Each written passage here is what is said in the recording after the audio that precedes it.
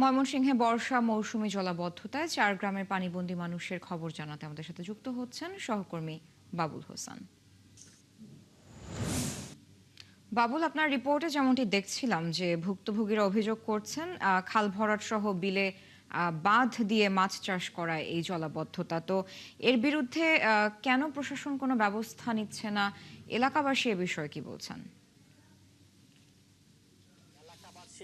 এই বিষয়টি নিয়ে একাধিকবার মানববন্ধন সমাবেশ করেছে, জেলা প্রশাসনের কার্যালয় ঘেরাও করেছে, সংবাদ সম্মেলন করে স্মারকলিপি দিয়েছে, কিন্তু এখন পর্যন্ত এই সমস্যার আমরা কোনো সমাধান বা কার্যকর কোনো পদক্ষেপ দেখিনি। অথচ এক সময় কিন্তু এই জলাবদ্ধতা ছিল না, এই পানি কিন্তু নেমে যেত, কিন্তু সেই পথ নানা জায়গা প্রতিবন্ধকতা সৃষ্টি এবং এই বিলের যে অংশ যেটি মুক্ত জলাশয় ছিল সেটি ভরাট করে পুকুর করার কারণেই কিন্তু এই জলাবদ্ধতা।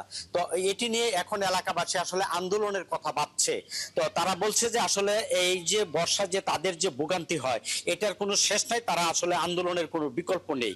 তো এই গতকালও কিন্তু এক রুস্তম আলী নামে একজন জেলে এই চর হরিপুর গ্রামে তিনি মারা গিয়েছেন। তার দাফনের জন্য কিন্তু কোনো মাটি ছিল না, যে এখানে শুকনো কোনো জমি না থাকায় তাকে চর লক্ষ্মীপুর পার্শ্ববর্তী গ্রামে সেখানে তাকে দাফন করতে হয়েছে।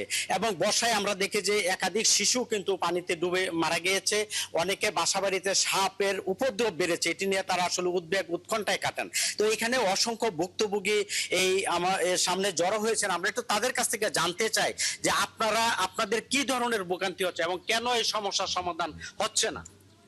আমাদের পানির জন্য সমাধান হচ্ছে যে আমরা বুক করতে পারছি অনেক দিন ধরে পানিতে বুক করতে পারছি, চলাফেরা করতে পারছি না, বাড়ি থেকে বাইরে হনো জানা, পায়খানা প্রস্রাব করা যায় না অনেক দিন ধরে এই পানির জন্য। আমরা একটু আরেকজনের কথা শুনবো, যে একটু বলবেন যে আপনাদের কি ধরনের কষ্ট হচ্ছে। আসসালামু আলাইকুম, আশা করি সবাই ভালো আছেন। ইনশাল্লাহ আমরাও ভালো আছি। স্যার, আমাদের পানির জন্য আমার 2.5 বছরের শিশু, এই বাচ্চারা নিয়ে আমি ঘরে দরবান্দা বসে থাকি।